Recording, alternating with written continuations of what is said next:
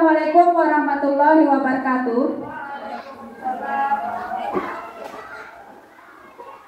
Terima kasih atas kehadirannya Bapak Ibu Guru dalam ruangan ini dalam rangka aksi nyata saya pada modul 1.4 budaya positif, yaitu dengan topik menyebarkan pemahaman dan pengalaman penerapan budaya positif bersama saya Bayi Nur Hidayah, CGP Angkatan 10 Kabupaten Lombok Timur.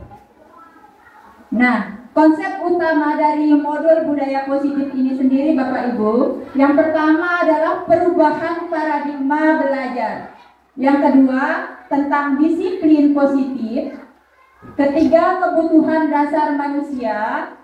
4, tentang motivasi perilaku manusia.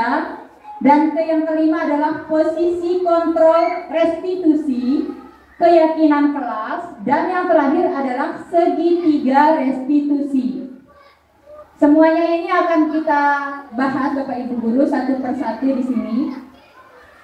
Kita mulai dengan pembelajaran dengan paradigma baru. Tentu Bapak Ibu Guru pernah mengenal atau bahkan mendengar tentang pembelajaran paradigma baru ini.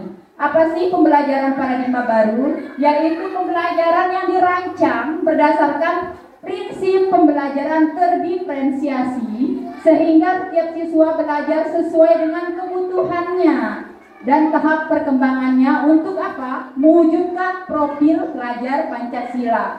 Karena kita tahu Bapak Ibu Guru, setiap anak itu memiliki karakteristiknya masing-masing, memiliki keunikan masing-masing. Jadi pendidikan itu tidak bisa menuntut anak itu kita perlakukan sama. Cara belajar mereka berbeda-beda Bapak Ibu Guru. Di kelas kita sendiri ada beragam gaya belajar siswa. Ada yang auditori, ada yang visual, dan ada yang kinestetik. Begitu pula Bapak Ibu Guru, ketika kita menyampaikan materi, kita tidak bisa memaksa anak yang visual belajar dengan cara auditori, ataupun auditori belajar dengan cara kinestetik. Mereka memiliki cara sendiri dalam menyerap apa yang kita berikan Bapak Ibu Guru. Sehingga kita perlu menyediakan pembelajaran yang bisa mencakup anak yang memiliki karakteristik tersebut. Nah, di sini ada profil pelajar Pancasila.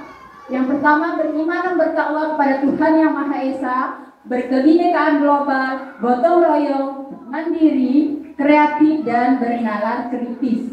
Diharapkan siswa kita ini memiliki ini Bapak Ibu Guru 6 elemen dari profil pelajar Pancasila.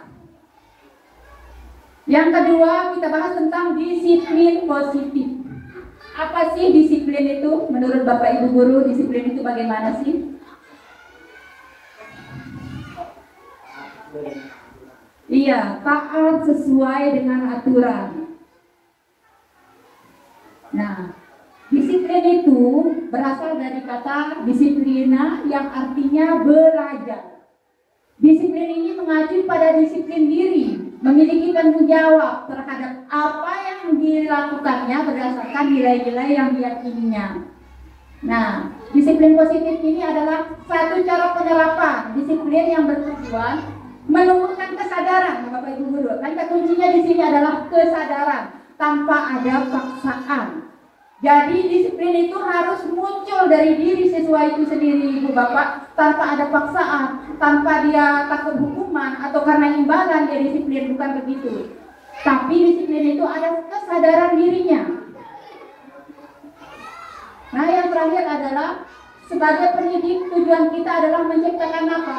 Peserta didik yang memiliki disiplin diri, sehingga mereka berperilaku ini mengacu pada nilai-nilai motivasi intrinsik. Nah, yang seperti yang saya katakan tadi, motivasi intrinsik itu berasal dari dirinya, bukan karena faktor lain. Oh, anak itu disiplin karena takut gurunya galak. Nah, bukan begitu. Berarti itu faktor ekstrinsik, karena dia takut dia disiplin. Anak itu disiplin karena dia sering dikasih imbalan. Nah, bukan begitu juga Bapak Ibu Guru. Ketika tidak ada imbalan, siswa itu tidak akan disiplin lagi. Nah, inilah pentingnya kesadaran diri atau motivasi dalam diri siswa itu sendiri. Dia disiplin karena kemauannya, karena kesadaran dirinya. Nah, Yang ketiga adalah kebutuhan dasar manusia. Yang melatari anak itu disiplin adalah ada kebutuhan yang kita sebut dengan kebutuhan dasar manusia di sini, yaitu yang pertama kebutuhan bertahan hidup. Nah, kita sering melihat atau kejadian di sekolah kita, ada siswa yang rebut jajan temannya karena tidak bawa uang. Ada yang merampas uang temannya karena apa? Dia untuk memenuhi kebutuhannya dalam bertahan hidup, Bapak Ibu guru. Yang kedua adalah tentang kasih sayang dan rasa diterima. Bahkan sering sekali Bapak Ibu guru kita menemukan siswa yang caper ya sama gurunya, yang ingin selalu diperhatikan. Karena bagaimana? Mungkin di rumahnya dia tidak mendapatkan ini, Bapak Ibu guru. Jadi kita perlu mengenal dulu kebutuhan dasar manusia, kebutuhan dasar yang melatar belakangi apa untuk melakukan ketidakdisiplinan. Yang ketiga adalah penguasaan. Nah, di sini juga banyak kita temukan, kadang ada anak yang maunya jadi bos gitu. Iya, ada juga yang mau jadi bos, yang temannya itu dijadiin bawahannya. Karena apa? Dia menginginkan kebutuhan dasarnya ini penguasaan. Nah, yang terakhir adalah kebebasan. Ketika ada siswa kita, kalau sudah di sekolah, bebas luar biasa, berlari ke sana kemari. Mungkin kita tidak tahu faktornya bagaimana di rumahnya. Mungkin di rumahnya terlalu dikekang atau bagaimana. Dan yang terakhir adalah karena kesenangan. Kita juga sering menemukan siswa yang jahil sama temannya. Misalnya salah satu contohnya yang sering saya temukan adalah menyembunyikan sepatu temannya, Bapak Ibu. Karena kenapa? Mungkin itu kesenangan bagi dirinya, melihat temannya panik. Nah, itu suatu kesenangan buat dia.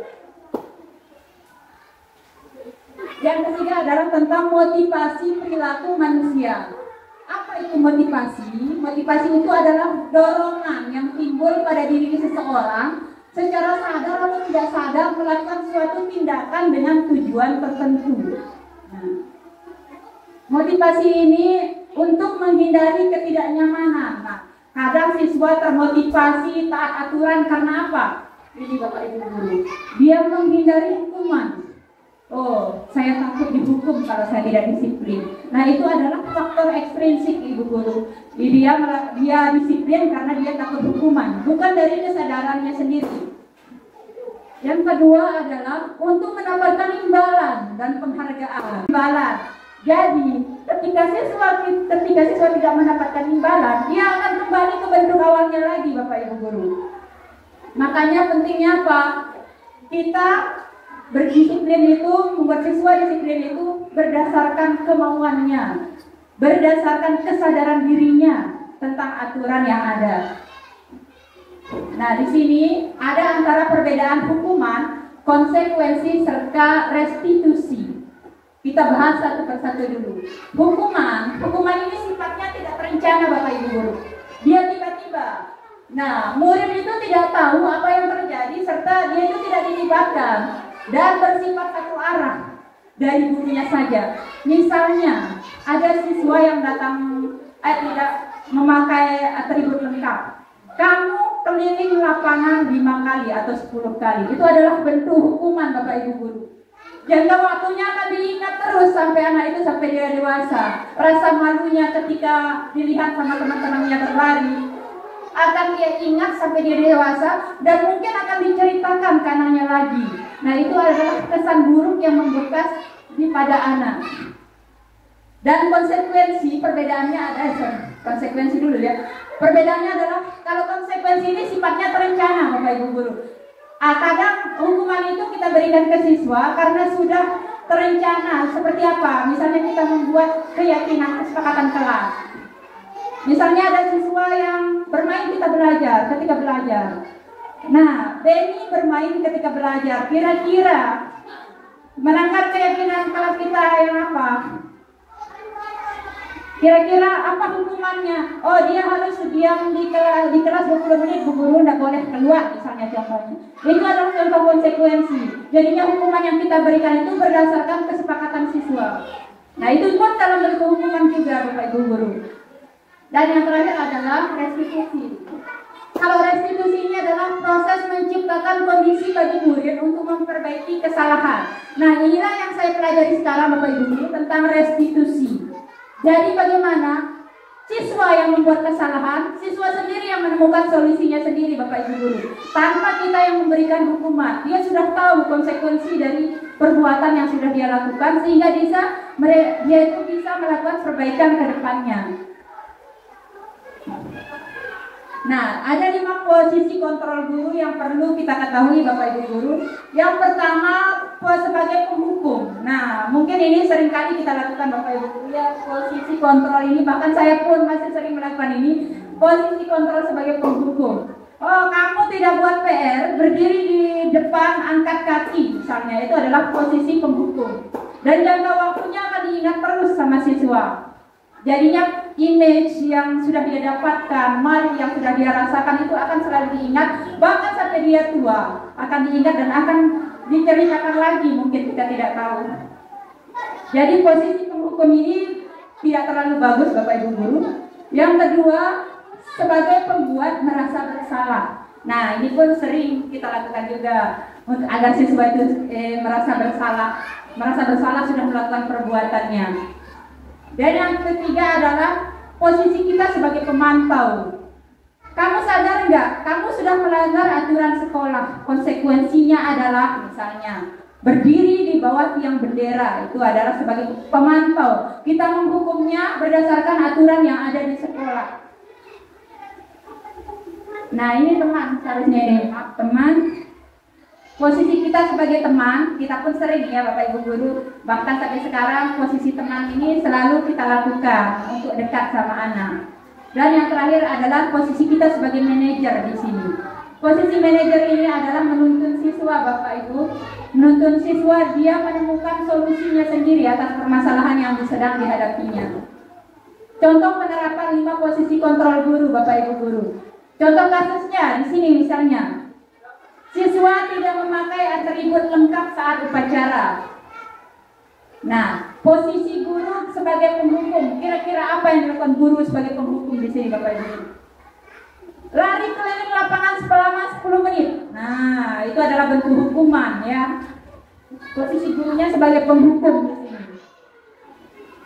Kalau membuat merasa bersalah, kira-kira apa yang diucapkan?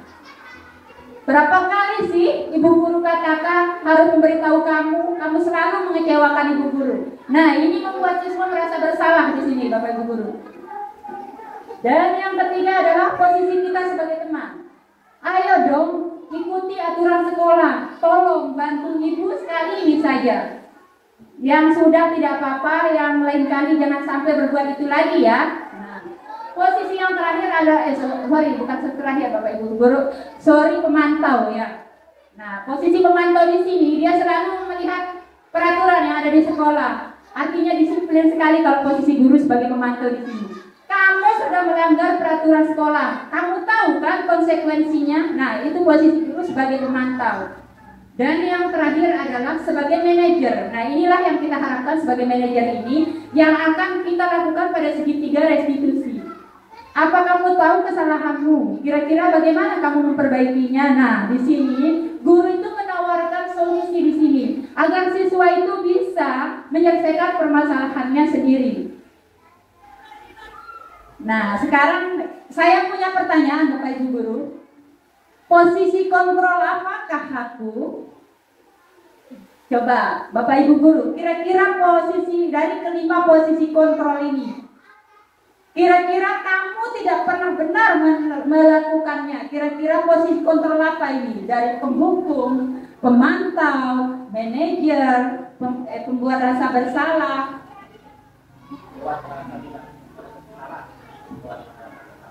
Coba ada yang pembuat rasa bersalah?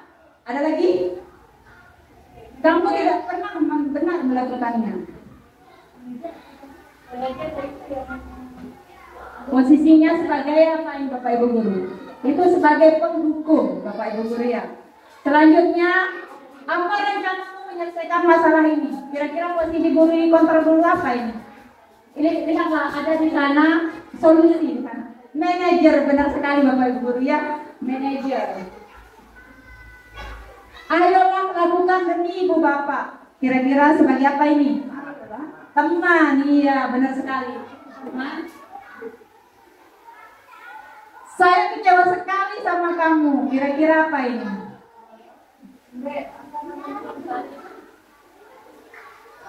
Ada manajer, pemantau, pembuat rasa bersalah, penghukum, iya, pembuat rasa bersalah.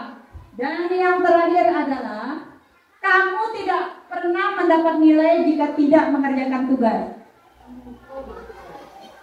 Ini penghukum sudah ada di sini. Kira-kira apa ini?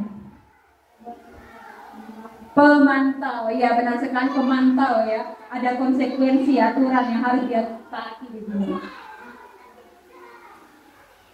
Dan keyakinan kelas. Nah, kenapa sih? Mengapa keyakinan kelas bukan peraturan kelas? Nah, di sini sudah jelas perbedaannya Bapak Ibu Guru. Kenapa kita pakai keyakinan kelas bukan peraturan kelas?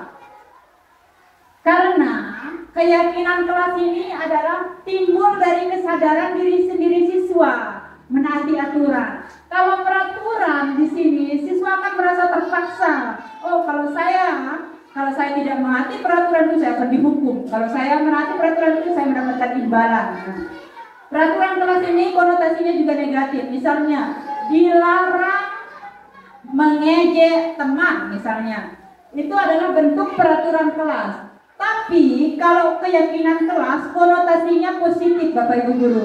Misalnya tadi di peraturan kelas dilarang mengejek teman, mungkin di keyakinan kelas kita bisa perbaiki dengan saling menghargai. Nah, jadi keyakinan kelas ini kita susun adalah dengan berdasarkan kata-kata positif. Hindari kata jangan, tidak boleh, begitu Bapak Ibu Guru.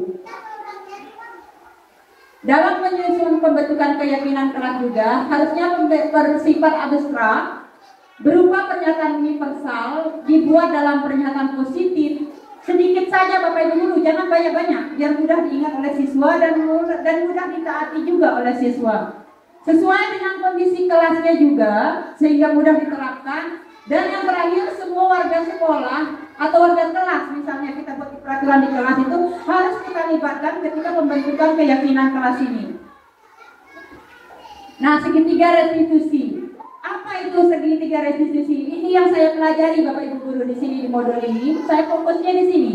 Segitiga restitusi. Mungkin Bapak Ibu Guru juga pernah mendengar ya segitiga restitusi ini. Apa sih adalah proses dialog yang dijalankan oleh guru agar dapat menghasilkan murid yang mandiri dan bertanggung jawab. Nah, ketika murid kita berbuat kesalahan, hendaknya kita melakukan apa itu Bapak Ibu Guru? Kita berdialog, mencari tahu, sehingga siswa itu sendiri bisa memecahkan masalahnya sendiri.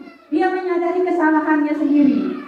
Nah, dalam segitiga restitusi ini begini Bapak Ibu Guru, ada namanya kita menstabilkan identitas dulu. Baru kita lanjut ke validasi tindakan yang salah.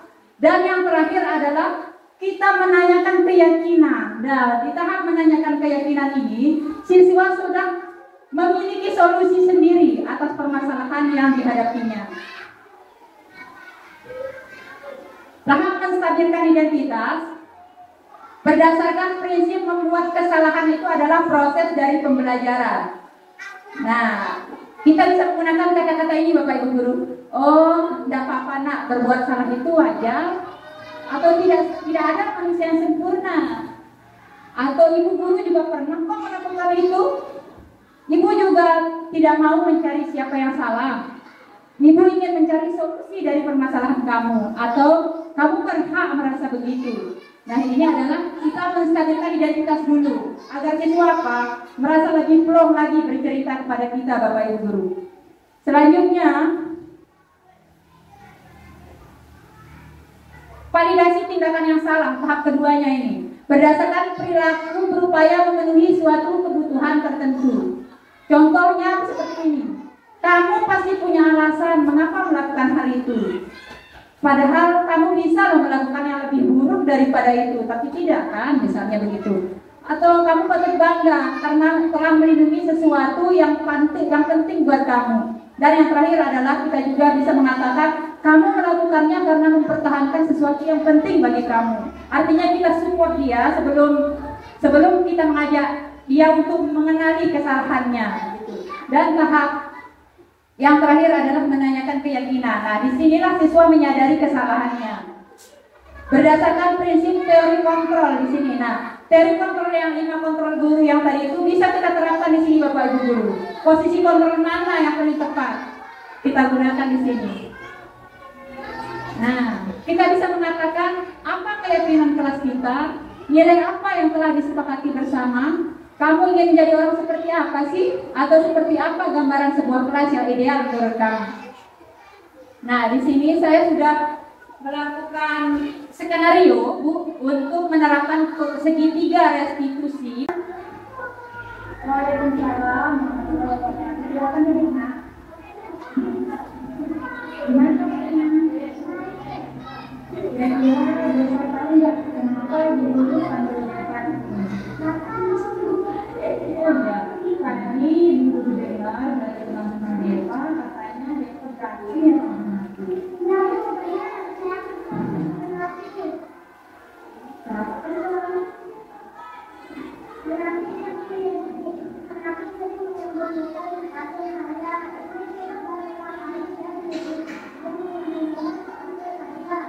Oh begitu, pantaslah Deva mendatangkan mereka. Ibu pun kalau menjadi Deva pasti melakukan hal yang sama. Apa yang sudah Deva lakukan sama hati? Saya marah-marah Bu, saya menghentikan nafsi dan saya memberikan latihan. Oh begitu, Deva melakukan hal itu pasti menyalahkan ya?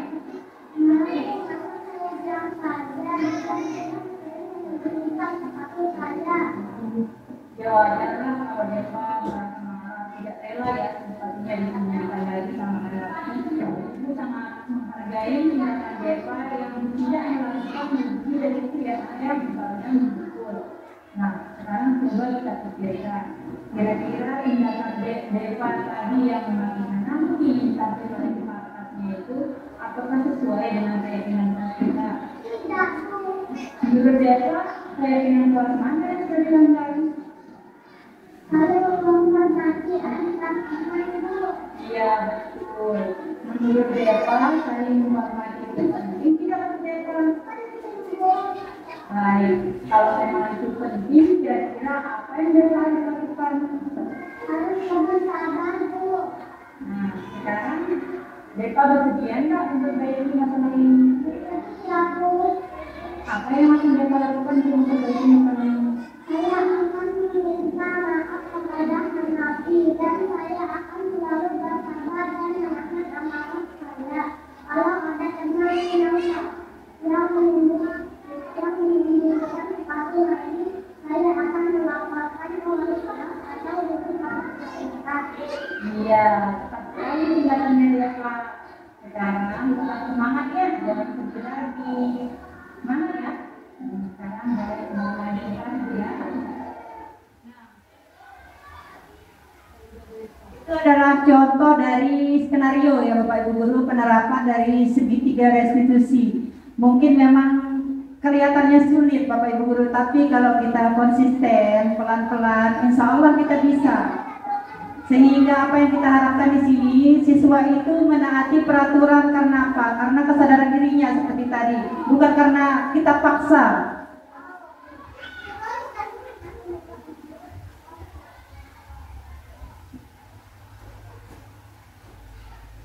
Nah, sepertinya sudah habis juga di sini Bapak Ibu Guru.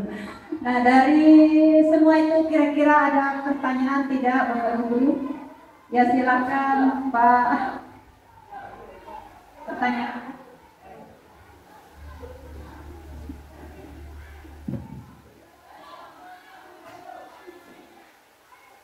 Assalamualaikum warahmatullahi wabarakatuh. Terima kasih atas waktu yang telah diberikan oleh Ibu IDP dan Bapak. Terkait dengan aksi nyata yang telah ditampilkan dan dipaparkan tadi, jadi ada yang menurut yang sangat-sangat tertarik, termasuk dari segi konsekuensi restitusi dengan apa saja itu hukuman.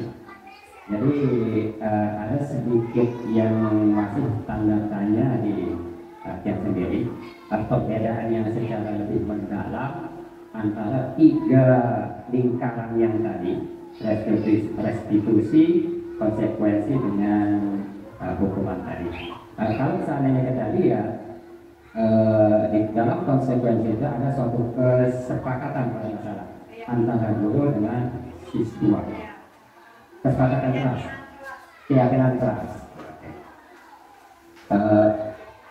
Seandainya bentuk konsekuensi, intinya kan konsekuensi itu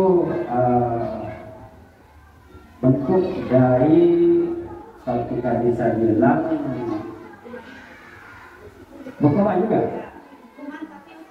hukuman secara positif, ada kesepakatan. Kalau seandainya sekarang kita minta perbedaan antara hukuman dengan konsekuensi, karena berkaitan dengan kesepakatan, ya. Kalau seandainya ada kesepakatan, tadi kan untuk kalau kita lihat di fisik, di hukuman itu tidak boleh ada hukuman bentuknya fisik seperti lari 10 menit. Seandainya sekarang kita aturkan sebuah kesepakatan antara guru dengan murid, karena kalau kita lihat sekarang, mohon maaf, untuk mengubah karakter itu sangat-sangat sulit. Tetapi untuk membangun itu bisa jadi. Tetapi merubah kebiasaan anak itu butuh proses yang sangat-sangat panjang. Kalau kita lihat juga kan di Quran itu proses untuk penurunan ayat itu kan sangat bertahap sekali. Nah, bagaimana perbedaannya? Kalau memang dalam penghukuman itu kita buatkan dia suatu kesepakatan. Kalau kalian melanggar, ada sanksi. Apakah ada perbedaan atau persamaan di sana antara contoh yang tadi? Ada contoh yang tadi yang saya lihat juga, yang pertama, contoh yang pertama itu dimasukkan ke dalam hukuman. Jadi saya bingung sendiri ini perbedaan antara konsekuensi itu sendiri, kemudian restitusi dan hukuman itu sendiri. Bentuk yang konkretnya itu secara spesifik itu seperti apa, supaya kita bisa mengatur. Contoh kecil yang seperti contoh yang disampaikan, banyak kita lihat anak kita yang kehilangan sepatu, dan itu tidak satu kali. Kalau kita mengambil dari kesadaran sendiri anak itu, sampai sekarang pun masih banyak yang terjadi. Kira-kira apa yang kita harus lakukan supaya memang anak-anak itu betul-betul menyadari hal-hal yang tidak baik itu untuk disadari supaya ditinggalkan. Itu terima kasih.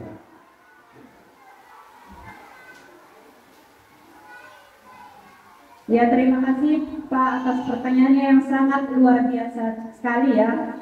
Yang ditanyakan adalah contoh konkretnya ya Pak ya, biar bisa membedakan antara hukuman, konsekuensi sama restitusi. Nah, seperti yang saya paparkan tadi, bahwa hukuman ini sifatnya memaksa dan dalam jangka waktu yang panjang akan diingat terus sama anak, Pak. Jadi hukuman ini akan membuat image atau pemikiran anak selalu negatif. Misalnya, ketika kita membuat misalnya siswa tidak boleh terlambat, misalnya Bapak Ibu. Jadi kalau siswa terlambat, silakan misalnya berdiri di lapangan, misalnya begitu. Nah, itu adalah bentuk dari hukuman, Pak. Siswa tidak boleh terlambat, harus berdiri di lapangan. Itu akan memberikan kesan yang sangat, pertama siswa itu akan malu sendiri. Dan itu akan diingat, Pak. Karena apa? Sifat hukumannya itu bersifat satu arah dari gurunya saja. Misalnya lagi hukumannya, siswa yang tidak memakai atribut lengkap, misalnya kita jemur atau apa, itu adalah bentuk dari hukuman. Hukuman itu tidak akan merubah siswa, Bapak Ibu guru. Karena apa? Hukuman itu membuat mereka merasa terpaksa. Oh, saya harus beratribut lengkap biar tidak dihukum. Bukan atas kesadaran dirinya. Bukan atas kesadaran dalam dirinya, saya harus memakai atribut lengkap karena ini saya seorang siswa. Saya harus menaati peraturan. Bukan dari kesadaran dirinya itu, Bapak Ibu guru. tapi dia lebih ke arah takut hukuman. Begitu juga ketika kita memberikan imbalan kepada siswa, Bapak Ibu guru. Ketika ada siswa yang mengerjakan tugas atau pekerjaannya baik, kita beri hadiah. Itu sebenarnya sangat tidak boleh, Bapak Ibu guru. Karena kesannya apa? Mematahkan motivasi siswa itu sendiri untuk belajar. Ketika tidak ada hadiah atau tidak ada hukuman, dia kembali lagi ke bentuk awalnya, Pak. Dia takutnya cuma karena takut dihukum atau karena senang diberi hadiah, dia melakukan hal yang lebih baik. Nah, itu sifat hukuman itu biasanya dari guru saja yang memutuskan hukumannya. Tapi kalau konsekuensi, ketika kita membuat suatu keyakinan kelas, misalnya menghargai sesama teman atau saling menghargai, misalnya Bapak Ibu guru, kita sudah sepakat dan keyakinan kelas itu pun sudah kita tempel dan sudah kita sepakati sama siswa, kita buat bersama-sama sama siswa. Ketika siswa melakukan kesalahan, misalnya seperti tadi bermain ketika kita menjelaskan, ketika kita menghukumnya, Bapak, menghukumnya itu kita akan bertanya, keyakinan kelas apa yang sudah dia langgar? Oh, dia ribut, tidak menghargai, misalnya saling menghargai, itu yang dilanggar. Apa hukumannya? Hukumannya adalah kesepakatan kelasnya, hukumannya adalah diam di kelas 20 menit, jangan keluar main. Itu adalah bentuk konsekuensi. Konsekuensi apa? Atas kesalahan yang sudah dia buat. Tapi konsekuensinya itu sebenarnya kita tidak bisa menyebutnya hukuman di sana, lebih ke arah konsekuensi.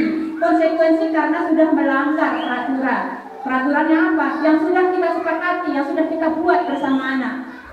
Dan yang terakhir adalah restitusi. Nah, kalau restitusi sendiri adalah menyadarkan siswa atas kesalahan yang diperbuat. Misalnya tadi ketika dia ribut di kelas atau tidak menghargai gurunya ketika mengajar, kita panggillah siswa itu, Bapak Ibu guru, kita tidak langsung menegurnya, kita ajak berdialog. Karena konsep restitusi itu sendiri adalah proses menciptakan kondisi murid. Nah, lebih ke arah siswa itu yang memperbaiki kesalahannya. Dia sadar sendiri atas kesalahannya. Ketika dia melanggar, tidak menghargai gurunya di depan, berarti kita ajak dialog dulu.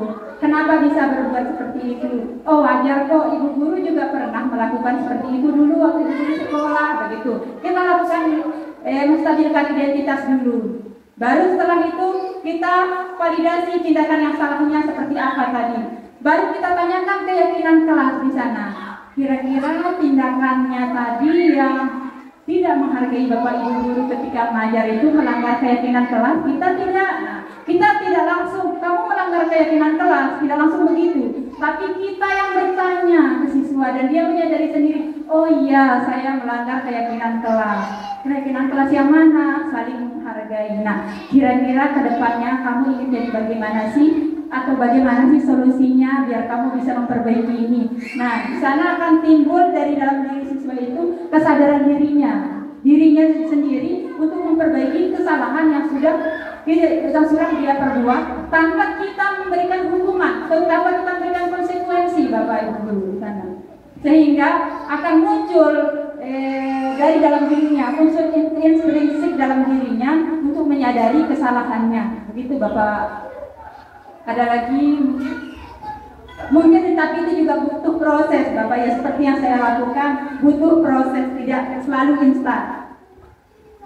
Mohon izin Pak, tinggal satu lagi.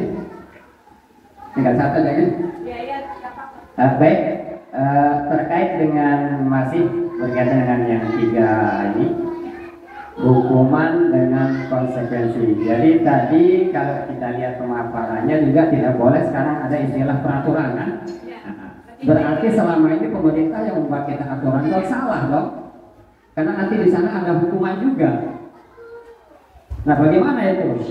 Jadi ketika nanti kita dalam pendidikan itu ada suatu kesalahan dalam membuat suatu bisa diganti dengan keyakinan, tidak boleh peraturan. Pemerintah seharusnya juga memberikan kita contoh dari aturan yang di sana itu jangan sampai seperti itu. Nah, kemudian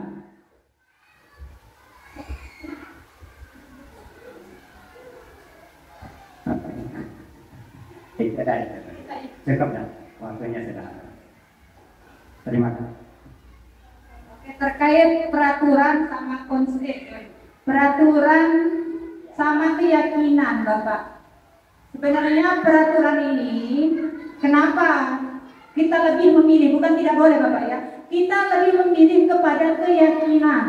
Nah, karena peraturan itu apa? Selalu dibuat dengan kalimat negatif, seperti tadi, tidak boleh saling mengejek. Nah, kesannya itu kata-kata negatif, tidak, dilarang, sebaiknya kita hilangkan. Kalau ada yang lebih positif, kenapa kita pilih yang negatif, Bapak? Sebenarnya sama saja, Bapak, tapi membahasakannya yang berbeda. Kalau peraturan itu lebih ke arah misalnya, tidak boleh berbicara ketika guru menjelaskan. Nah, itu kesannya negatif. Lebih baik kita buat ke dalam kalimat positif yang bisa tertanam dalam diri siswa itu, dalam membentuk karakter siswa itu sendiri. Kenapa kita tidak bisa membuatnya menjadi lebih baik? Saling menghargai. Kan toh maknanya sama. Tapi kesannya di siswa itu, yang melekat di pikiran siswa itu, jangan ada kata tidak atau jangan, tidak boleh. Lebih baik kita rubah ke dalam kalimat positif. Sebenarnya sama saja. Makanya kenapa disebut keyakinan? Karena keyakinan ini, keyakinan kelas, jangan peraturan. Kalau peraturan biasanya siswa terpaksa karena dia takut hukuman atau takut konsekuensi. Tapi kalau keyakinan akan menumbuhkan kesadaran dalam diri siswa itu sendiri, Pak. Misalnya saling menghargai, akan dia ingat, oh saya harus saling menghargai. Jadi usahakan ketika kita membuat keyakinan kelas, kita usahakan jangan menggunakan kata-kata yang bermakna negatif seperti tidak, jangan, tidak boleh. Lebih baik kita menggantinya dengan kalimat positif yang memiliki makna yang sama dengan konotasi tersebut. Gitu, Bapak. Menggunakan bahasa yang lebih bijak. Menggunakan bahasa yang lebih bijak agar bisa membentuk karakter siswa juga, Bapak. Iya, ada pertanyaan lagi? Silahkan, Bu.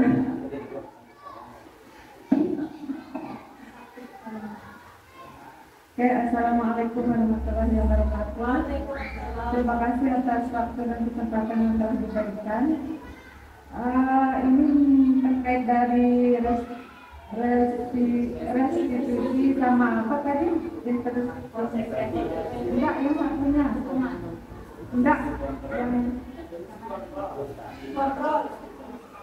yang ini apresiatif. Enggak, yang satunya. Ada tiga apa itu? Hukuman segitiga restitusi itu ada 3. Beda. Ini masalah aksi nyata saya di kelas waktu jadi wali kelas dalam menyelesaikan masalah anak-anak. Ini terkait restitusi, apakah ini bisa dibilang restitusi atau tidak dalam aksi nyata saya yang saya lakukan dalam kelas. Dalam menyelesaikan masalah anak, saya membuat peran di dalamnya. Seperti misal saya berperan sebagai hakim, nanti anak yang bermasalah saya jadikan peran sebagai korban dan pelaku, dan ada juga yang berperan sebagai saksi. Ya. Nah, kenapa saya jadikan itu? Supaya saya bisa menerima keluh kesah atau curhatan yang anak yang menjadi pelapor ke gurunya, sehingga saya membuat peran seperti itu supaya anak nyaman gitu. Terus saya buat nih peran, saya setting juga kelasnya seperti kita sedang sidang, ya. Jadi saya panggil anak yang melapor ke gurunya sebagai korban dan anak yang sebagai pelaku yang mengganggu temannya, dan anak yang melapor juga ke gurunya sebagai saksi. Nah, gitu. Jadi sebuah setting di kelasnya seperti sidang. Saya tanyalah anak yang memiliki bermasalah dengan temannya. Nanti anaknya kadang ada yang nangis, kadang ada yang sambil emosi, meluapkan emosinya bercerita sama guru. Saya buat nanti guru jadi hakim. saya ceritakan dan jelaskan bagaimana konsepnya. Dan ketika saya menerapkan itu, ternyata respon dari anak itu sangat luar biasa. Mereka menceritakan semua, terutama juga saksi yang melihat. Nah, sehingga dari sini saya sebagai hakim dan saya memberikan keputusan atau bukan hukuman sih, lebihnya ke konsekuensi kepada anak. Saya kasih dua pilihan kepada anak, kepada korban dan pelaku. Nah, ini korbannya saya bilang nanti kalau sudah mau memaafkan, maka kita tidak boleh membalas dengan itu. Tapi kalau tidak mau membalas sesuai dengan pelaku yang dilakukan kepada korban, saya bilang boleh. Kenapa saya bilang begitu, Pak? Karena di sini supaya anak sadar diri bahwa ketika memukul temannya akan merasa kesakitan. Jadi ketika dia sebagai pelaku juga dipukul sama temannya yang sakit, dia akan merasakan apa yang temannya dirasakan. Oh, ternyata kalau aku dipukul seperti aku lakukan sama temanku, aku juga akan menerima hal yang sama. Sehingga di sana saya berpikir bahwa anak itu akan sadar bahwa apa yang dia lakukan itu salah terhadap temannya. Nah, itu yang saya terapkan kepada anak-anak saya dulu, gitu ya, di kelas 2 dulu. Jadi dari sana anak bisa menemukan solusinya sendiri. Sehingga saya membentuk contoh seperti sidang seperti itu. Nah, terkait dari restitusi itu apakah itu termasuk penerapan restitusi di dalam kelas atau konsekuensi atau hukuman? Terima kasih Bu Guru, pertanyaan yang luar biasa sekali ya. Kita membuat drama dalam menyelesaikan masalah, ada hakimnya Pak ya. Luar biasa sekali. Sebenarnya konsep segitiga restitusi itu ada 3. Yang pertama kita menstabilkan identitas. Sudah dari cerita Ibu Guru tadi, sudah Ibu Guru lakukan saya lihat.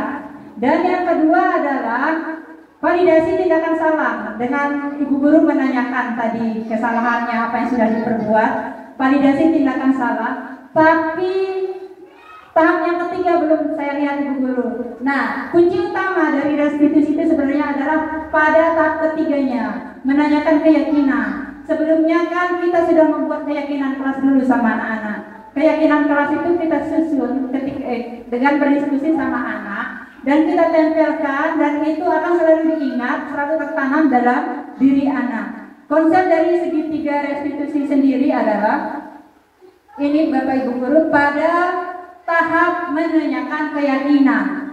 Seperti yang Ibu Guru ceritakan tadi sangat luar biasa sekali Bapak Ibu Guru.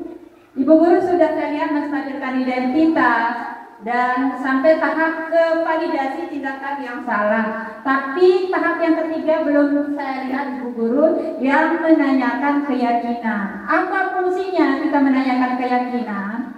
Biar siswa itu sadar, oh saya sudah melanggar keyakinan kelas yang ini. Dia sadar sendiri, tanpa kita kasih tahu, kamu sudah melanggar keyakinan kelas, sampai begitu. Itulah pentingnya dari segitiga restitusi yang tahap ketiga ini. Saya pun atau bahkan Bapak Ibu Guru pun pernah melakukan sampai tahap kedua. Yang tahap ketiga ini masih jarang kita lakukan. Kita menyadarkan siswa atas keyakinan kelas yang sudah mereka buat, sehingga mereka menyadari kesalahannya dan mereka bisa menemukan solusi atas kesalahannya itu sendiri. Nah, ini yang masih saya pelajari juga dan belajar saya terapkan. Mungkin juga butuh proses. Mudah-mudahan tidak begitu lama, tapi insya Allah kalau kita konsisten akan bisa kita terapkan. Dikatakanlah segitiga restitusi, sudah menerapkan segitiga restitusi jika kita sudah melakukan menstabilkan identitas, validasi tindakan yang salah, dan yang terakhir adalah menanyakan keyakinan. Dan dari cerita Ibu Guru tadi, saya belum melihat tentang menanyakan keyakinan. bukan mengingatkan ya, menyadarkan siswa akan keyakinan kelas yang sudah kita sepakati, yang sudah dia langgar, dan bagaimana dia memperbaikinya. Begitu Ibu Guru. Ada pertanyaan lagi? Cukup. Oh ya, mungkin ditambahkan dulu dari. Ya, baiknya bagus sekali ya pertanyaannya Pak Guru dengan Ibu Guru tadi. Jadi di segitiga restitusi ini adalah intinya, poinnya adalah bagaimana Bapak Ibu Guru itu menggali kayak prinsip coaching itu ya, menggali keyakinan dari siswanya. Jadi bukan selama ini kita mungkin yang dominan mengapa ya, memberikan solusi. Jadi tidak boleh ini, tidak boleh ini ya. Tapi di dalam segitiga restitusi ini harapannya dia yang menyadari seperti itu. Misalkan dia nyontek ya, menurut kamu perbuatan nyontek itu benar atau salah untuk ini ya? Kira-kira kayak gitu yang kita akan pancing seperti itu. Mungkin dia jawab nggak sesuai ekspektasi kita ya. Bingung-bingung deh Pak Guru, nggak apa-apa.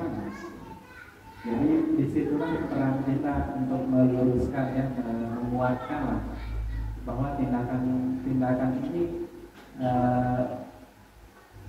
kira-kira siapa yang dirugikan kalau kamu menyontek? Ada perbuatan apa yang dilanggar di sana? Pertama ketidakjujuran ya, nah itu ya. Jadi melanggar. Jadi secara ini kamu nyaman ya kalau menyontek, merasa tertekan nggak? Atau merasa bersalah nggak? Nah itu mungkin untuk digali-gali ya seperti itu. Kalau merasa bersalah, nanti kamu pada posisinya sudah memang. Jadi karena fitrah manusia itu memang sesuatu yang berbau curang itu tidak baik seperti itu. Nah, karena ada prinsip ketidakjujuran yang dilanggar, ada kecurangan di sana, ada ketidakadilan ya. Temanmu yang lain kan kita sudah sepakat tadi bahwa kita harus jujur di dalam ulangan misalkan seperti itu. Kemudian yang digali itu dari dia sebetulnya. Kira-kira bagaimana supaya supaya ini tidak terulang? Kira-kira apa yang perlu disiapkan supaya kamu tidak nyontek misalkan? Terus saya harus mempersiapkan diri misalkan. Pernah nggak merasa anda nyontek terus kamu bisa? Kamu pernah dengan cara apa? Saya belajar atau bertanya. Jadi kita menggali dari dia, baru kita buat keyakinan seperti itu ya. Sama seperti kita juga di guru ya. Jadi semua kita menganggap bahwa semua guru itu punya potensi yang positif. Nah, jadi kita bukan berpikir kekurangan guru itu ya. Misalkan guru A, kok kita lebih banyak melihat kekurangannya ya. Nah sekarang kita berbalik, bagaimana kita melihat kelebihan dari setiap orang itu, pasti dia ada kelebihannya. Misalkan guru A ini meskipun dia, nanti kita berkolaborasi, dia ramah atau dia baik di dalam kompetensi sosialnya misalkan, tapi profesional masih kurang. Nanti itu selalu berbagi gimana sih caranya. Mungkin ada yang profesional bagus tapi dia kaku gitu misalkan. Jadi setiap inquiry apresiatif itu adalah bagaimana memandang orang itu dari sisi positif ya. Istilahnya apa ya? Ya memandang kelebihan gitu. Sama kayak sekolah ya. Rata-rata kita memandang itu dari sisi kekurangan. Oh sekolah saya belum ada fasilitas. Oh sekolah saya nggak ada atau orang tuanya menengah ke bawah misalkan ekonominya, atau anak-anak ini nggak pernah terurus. Nah seperti itu rata-rata kekurangan ya. Nah mungkin kita bisa melihat siswa kita itu dari sisi kelebihannya. Oh si A ternyata dia setelah ini ternyata dia pinter ini misalkan, atau nggak nakal-nakal tapi dia suka menyapa misalkan. Jadi ada hal itu yang kita bangun gitu, memandang orang lain itu sesuai dengan lebih perubahan mindset sih sebetulnya gitu. Mungkin kalau dianalogikan nih kayak ke surga neraka ya. Misalkan kalau kita ngancem ya, nanti kalau nggak sholat masuk neraka. Ya, nah itu sama sebetulnya tujuannya adalah ketaatan, atau nanti kalau sholat itu akan disayang Allah, akan mendapatkan pahala, itu sepertinya itu lebih positif dia. Maksudnya tujuannya itu sama gitu, cuman apa ya, penekanannya itu lebih memandang ke hal yang positif. Begitu juga dengan keyakinan kelas. Jadi mungkin perlu diperhatikan keyakinan kelas itu seperti yang sudah disampaikan tadi, dia tidak tiba-tiba, terus hukumannya itu harus relevan. Misalkan dia tidak mencatat, ya kalau bisa itu hukumannya itu yang sesuai dengan itu. Berarti kesepakatannya adalah nanti yang tidak mencatat dia harus melengkapi catatannya gitu, misalkan. Jadi bukan disuruh lari 10 kali keliling lapangan misalkan gitu ya. Karena kita kan tiba-tiba ya, kapan mau hukum, kapan mau ini, jadi harus disesuai dia. Misalkan dia terlambat, yang terlambat berarti nanti dia pulangnya juga terlambat atau telat. Nah itu adalah bentuk hukuman yang relevan lah istilahnya. Tapi kalau pelajaran PJOK, misalkan ini yang penjas ya, dia udah ini, ada sih yang nanya, kadang tak relevan juga dengan pembelajaran. Tapi ini bisa dikategorikan, maksudnya sesuai kondisi. Misalkan dia udah pakai baju olahraga, udah mau olahraga, ya nggak apa-apa lah. Mungkin hukumannya itu adalah yang relevan dengan pembelajaran itu. Misalkan telat ya, atau dia berbuat nakal atau berbuat keributan, dia lari atau push up. Nah, tapi di PJOK ya, nah, mungkin itu sedikit relevan gitu dengan hukuman. Kan kadang kita kalau dia ini mencatat 100 kali, saya minta maaf ya, seperti itulah. Tapi nggak relevan dengan apa yang dilanggar seperti itu. Mungkin dia ribut ya, nah, terus kita suruh dia mencatat misalkan. Nah jadi konsekuensi itu juga harus mendidik ya, ada sisi edukatifnya, ada sisi positifnya seperti itu. Jadi ini adalah mungkin kita bisa menulis ya, kira-kira apa bentuk konsekuensi yang positif tersebut. Keyakinan kelas Bapak Ibu, dia dua arah. Selama ini kalau peraturan itu lebih ke satu arah. Dua arah itu kami bukan berjanji ya, kami akan datang atau belajar tepat waktu. Jadi gurunya juga harus ngasih contoh ya. Jangan siswanya aja, bapak guru aja telat misalkan ya. Artinya itu akan meruntuhkan dari kesepakatan kelas yang sudah kita bangun. Terus kami, jadi harus ada kata-kata kaminya itu, kita itu ya guru dengan siswa. Jadi momen kesepakatan itu selama ini kan mungkin kita setelan pabriknya itu ya, bukan kita buat peraturan tanpa konfirmasi dulu ke mereka ini. Kira-kira disepakati tidak? Nanti jadi ada proses diskusinya. Itu sih mungkin yang agak sedikit membedakan ya dengan peraturan. Kalau peraturan itu cenderung dibuat oleh satu orang tanpa mengkonfirmasi. Kemudian kalau yang keyakinan kelas itu, yang pertama dia relevan, artinya harus nyambung antara pelanggaran dengan konsekuensinya. Misalnya dia mengerjakan PR, berarti ya udah dia kerjakan, otomatis waktu bermainnya kurang gitu ya, karena dia menyelesaikan. Tapi itu dibangun dengan kesepakatan. Artinya ya sama kayak kita lah gitu, tiba-tiba dihukum juga kan enggak. Tapi kalau sesuai kesepakatan sekolah misalkan, nanti yang terlambat misalkan dipotong gajinya, tapi kita sepakat ini kan ditulis protes ya. Nah kira-kira kayak gitulah beda cara-cara ininya gitu ya. Tapi kalau nggak setuju juga nggak masalah, berarti nggak setuju loh, saya dipakai aturan itu. Apa kira-kira yang positif, terus yang mengikat, berdampak seperti itu. Jadi harus relevan dia. Itu sih di pembahasan awal itu adalah adanya komunikasi dengan siswa. Terus kita juga terlibat guru itu juga. Jadi nggak dibebani ke siswa doang untuk yang misalkan saling menghargai, sementara kita nggak menghargai mereka misalkan. Atau dengan tadi posisi menghukum, posisi pembuat rasa bersalah tanpa kita sadari, ini memang pernah aja kita melakukan, dan itu mungkin sudah setelan pabrik ya. Kamu ini udah pernah ngejalan PN, apa doang yang nggak berbalik, maksudnya panjang gitu ya intinya. Kalimat-kalimat sampai dia tersudut lah, sampai mungkin 10 menit, 15 menit kita ngomel kan nggak kemana-mana lah ya. Nah seperti itu lah, sampai dia membuat merasa bersalah seperti itu. Kayak tadi ya, ada mungkin nanti Dubai bisa berbagi ya kata-kata yang kira-kira masuk ke itu ya. Sebetulnya ini butuh proses Bapak Ibu ya. Jadi ibaratnya kayak nanti kita sholat ya, yang paling levelnya paling tinggi itu adalah sadar ya.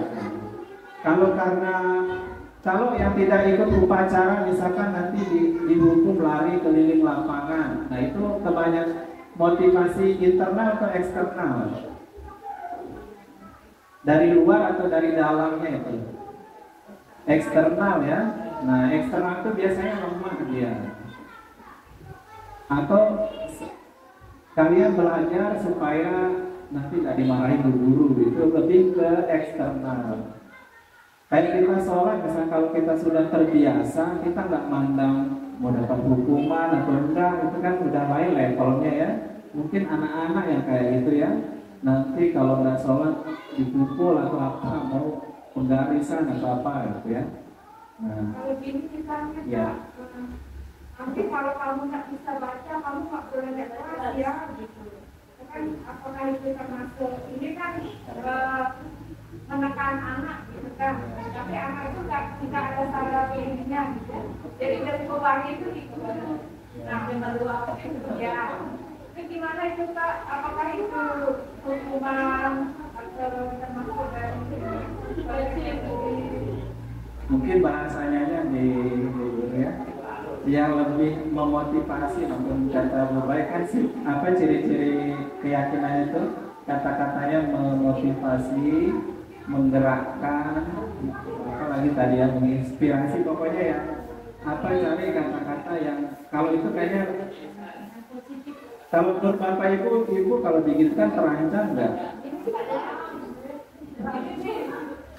Yang di lapangan kita dapatkan ya, sebelum ada apa namanya kata baik kan baru ada kata salah. Jadi kita sedang melakukan segala motivasi membangun anak kita bisa membaca, tapi pada akhirnya anak itu nggak ada diri. Jadi untuk membangun kesadaran diri anak itu sangat sulit. Tidak semudah kita membuat teori dan membuat konsep dan menjelaskannya, tapi ketika kita aplikasikan ke anak itu benar-benar sangat sulit. Tidak hanya di anak Pak kita fokus, tapi juga kita kolaborasi sama orang tuanya. Tapi orang tuanya pun tidak begitu sadar diri untuk kebutuhan anaknya, gitu. Itu masalah yang ada di ya baik Bapak Ibu ya. Jadi ya memang, tapi ini bukan untuk melemahkan kita ya, maksudnya nanti kita apa namanya, segala cara, segala upaya sudah kita lakukan, misalnya sehingga muncul kalimat-kalimat negatif itu ya, kalimat ancamannya. Kita ini masih dalam proses berlatih Bapak Ibu ya, jadi maksudnya itu harus kita buang sebetulnya itu. Maksudnya kalau bisa di tahapan inilah jalur idealnya itu. Ya tetap dengan memberikan persepsi, motivasi positif ya, dengan ketulusan, dengan kehadiran yang penuh gitu. Bisa jadi kita karena nggak apa namanya juga ya, nggak terbagi-bagi gitu fokusnya. Kita harus banyak berefleksi juga gitu. Jadi jangan bosan untuk belajar. Termasuk saya pribadi itu karena kata-kata yang negatif itu keluar, tapi secara hukum, secara apa ya, jelas salah gitu di mata di mata hukum, di mata apapun yang kita lakukan itu salah. Jadi ini yang harus kita pahami, bahwa kita harus tetap berjalan di rel itu, dan karena mungkin ini perlu penelitian juga Bapak Ibu ya. Misalkan Ibu konsisten, misalkan mungkin perubahannya. Tapi menurut pakar-pakar psikologis, memang kan kalau kita marah, kalau kita mengancam, itu akan memutuskan 1000 syaratnya. Tapi memang setelan pabrik kita kan ini ya, rata-rata memang guru-guru ya, nah larinya itu keluhannya 1 juta kayaknya ya. Nah, itu lebih ke setelan pabrik Bapak Ibu. Jadi gimana supaya kita berlatih gitu, yang menuju ideal itu, yang menuju ideal. Kalau saya mengatakan nggak apa-apa itu benar, ini secara ini salah ya. Jadi gimana caranya supaya kita tetap pada prinsip ya, yang benar-benar, yang salah-salah. Jadi tekniknya adalah jangan mengancam, jangan pokoknya afirmasi positif ya. Nah, kita usahakan ya dengan berbagai macam cara. Memang ya ini ya kendala-kendala kita.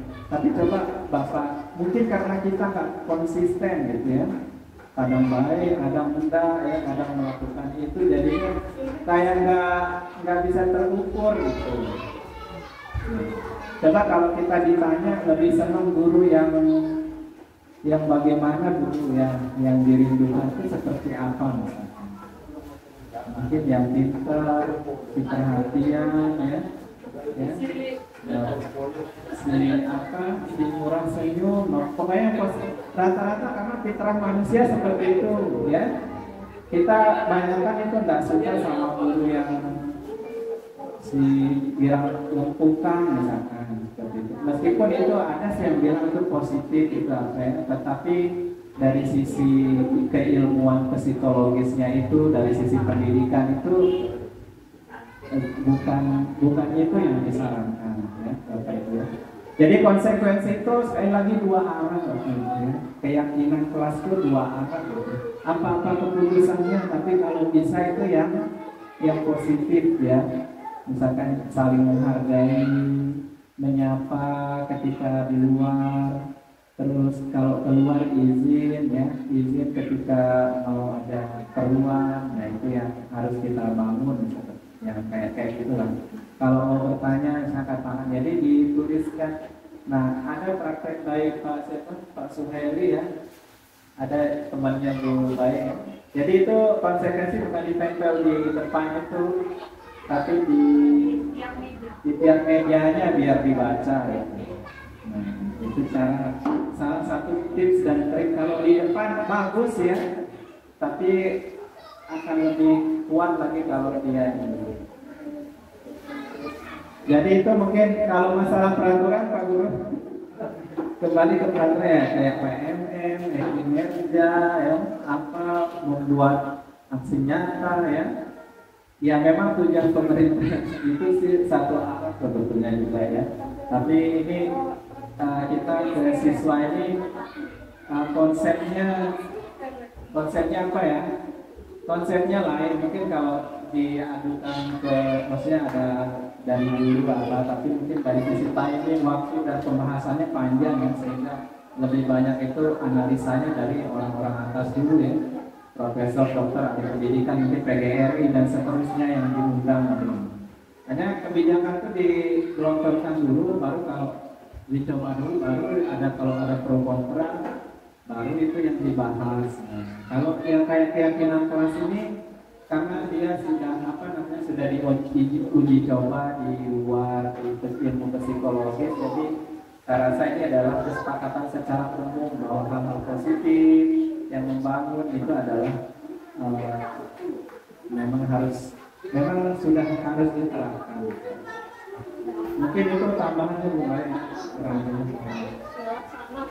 Oke, terima kasih Pak PP atas pemaparan yang sangat luar biasa sekali. Semoga menjadi tambahan ilmu buat kami yang di sini, Bapak. Ya, terima kasih juga buat Bapak Ibu guru yang sudah meluangkan waktunya terima kasih banyak sudah bersedia hadir di sini. Dan mungkin ini yang bisa saya sampaikan. Sekali lagi mohon maaf sudah menyita waktu Bapak Ibu guru di sini. Sekian, wassalamualaikum warahmatullahi wabarakatuh.